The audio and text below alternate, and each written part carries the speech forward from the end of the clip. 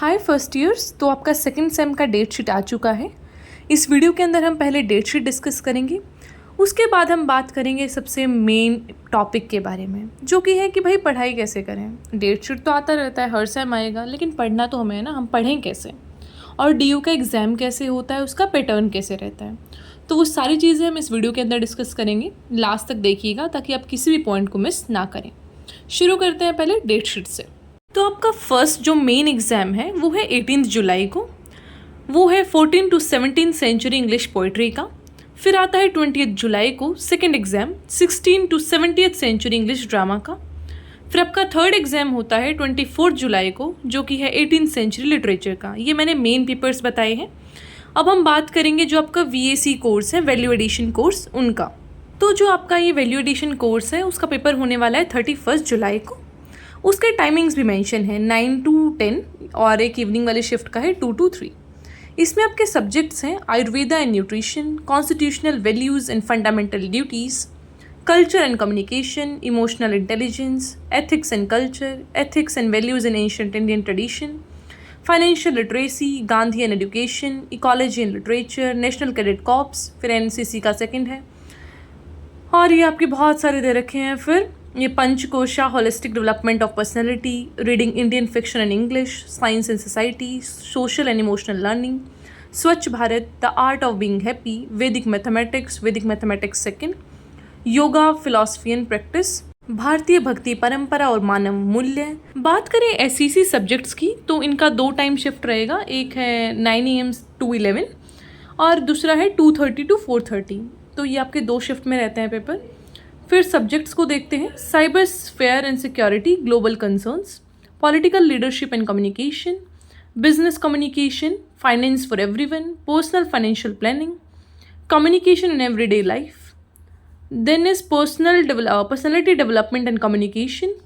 फिर है रंगमंच, ये दिया गया है सोल स्टूडेंट्स के लिए, अनुवाद कला, सृजनात्मक लेखन। फिर है social media marketing, big data analytics, और ये 2 पार्ट्स में दे रखा है। फिर then is essential food nutrients, chemistry of food flavours and colourants. फिर लैब टेस्टिंग के हैं कुछ। Then is forensic chemistry and I don't think so कि आप सबके पास ही होगा साइंस वाला, तो you can look into this.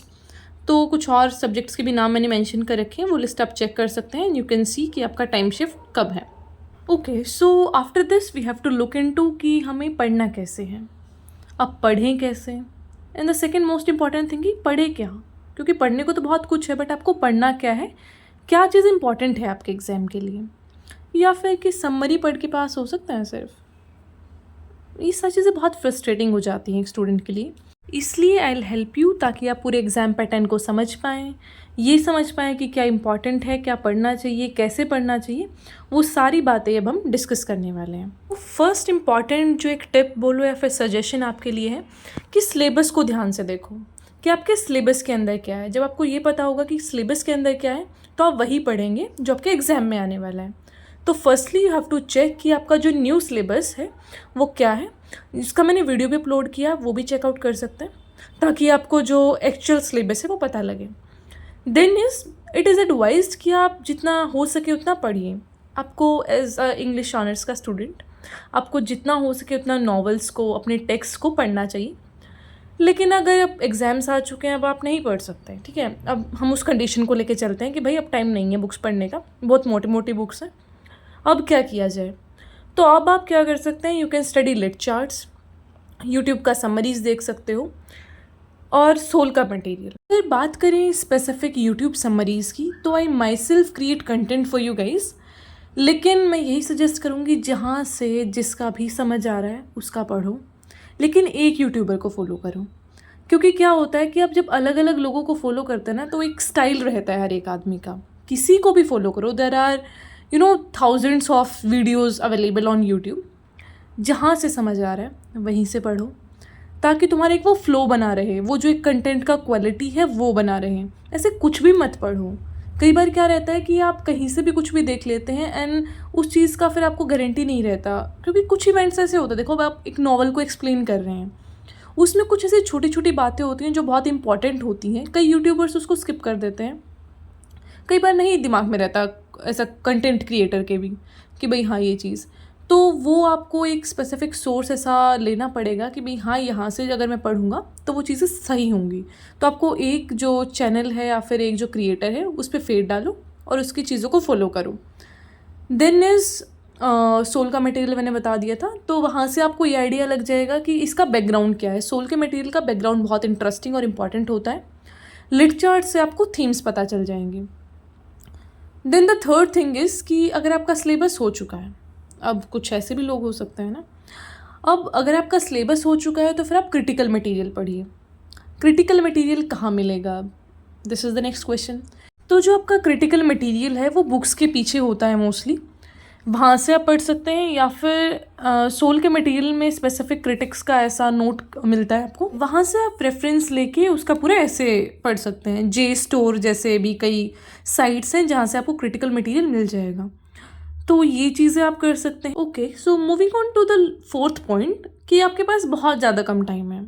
May be आप इस वीडियो को बिल्कुल एग्जाम से एक दिन पहले देख रहे हो, तो क्या किया जाए? एक दिन 2-3 दिन पहले की चीज़ों में अगर हम बात करें तो you can see the summary from YouTube. वो तो है ही लास्ट ऑप्शन, देखो सबका रहता है, तो आप यूट्यूब से समरी देखिए।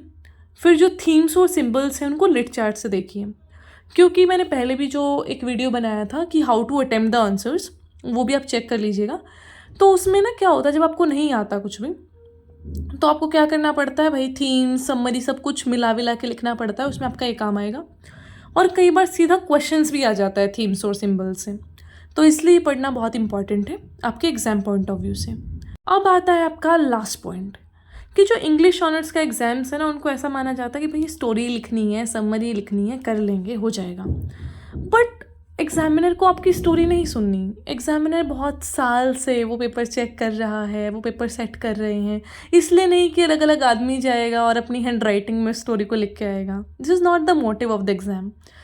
The motive of English honours या फिर उसके एग्ज़ाम्स या फिर कहें असाइनमेंट्स इज़ कि आप अपने व्यूज़ को कैसे प्रेजेंट करते हैं। आपका जो एक प्रेजेंटेशन का तरीका है दैट डज मैटर।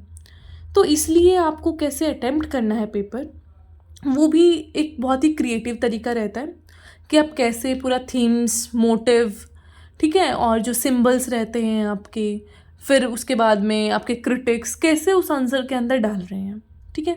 तो ये सारी जो चीज़ें हैं आपको बड़ा ध्यान रखनी होती हैं, और क्रिटिकल मटेरियल डालने से काफ़ी अच्छा इम्पैक्ट भी पड़ता है आपके जो एग्जामिनर है उसके ऊपर। अगर मैं अपने एक्सपीरियंस से बताऊं तो फेल तो होता हुआ मैंने कोई नहीं देखा इंग्लिश ऑनर्स के अंदर। आई डोंट थिंक सो कि कोई फेल होता है अनटिल एंड अनलेस आपने शीट ही बिल्कुल वो कोरी छोड़ रखी हो, आपने ब्लैंक शीट छोड़ दी एंड देन यूर एक्सपेक्टिंग कि आपने तो बोला था कोई फेल ही नहीं होता, तो वो चीज़ें नहीं होंगी, उसको भर के आओ। भाई कुछ नहीं आता ना तुम्हें, at least write the summary. Summary लिखाओ, फेल नहीं होने वाले हो तुम। हर एक क्वेश्चन में समरी चेपाओ, थोड़ा बहुत थीम्स वाइम्स डाल दो, बस हो गया तुम्हारा। मतलब इंग्लिश ऑनर्स में ना जो लिटरेचर पेपर होता है, इंग्लिश ऑनर्स छोड़ो, लिटरेचर पेपर में मेनली जो एवरेज मार्किंग है वो मिलता है। फेल होना बहुत मुश्किल है और टॉप करना भी बहुत मुश्किल है, बीच का नंबर मिलता है आपको। तो इसलिए बी स्मार्ट एंड स्टडी अच्छे तरीके से। All right, so that's it about the video. I will meet you in the next video. Till then take care, stay happy, stay healthy.